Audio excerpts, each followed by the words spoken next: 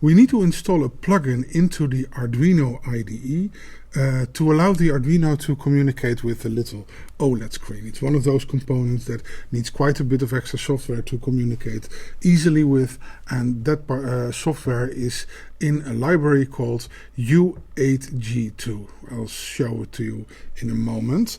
And what you do is you go to the sketch menu in the Arduino IDE, include library, and there you'll find an option called manage libraries, and that's the one we want. We don't want any of the other stuff because that doesn't contain the thing we need. So we go to manage libraries, and that opens this window.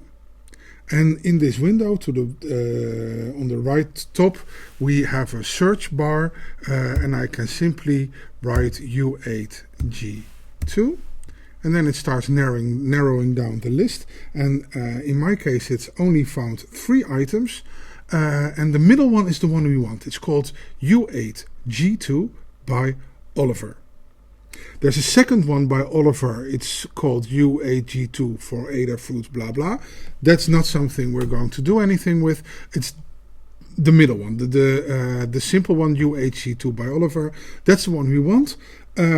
This particular version I have tested, but probably if you see a somewhat higher version, that's going to work fine as well. So simply install by pressing the install button.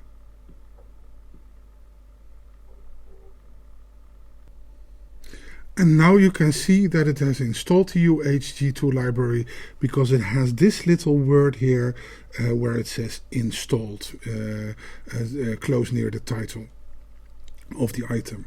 The install button is disabled now. If you have a newer version available than the one you have in your system, there will be an upgrade button. You can press that if you want, but you don't have to if you don't need to. And now I simply close the library manager, and I'm done.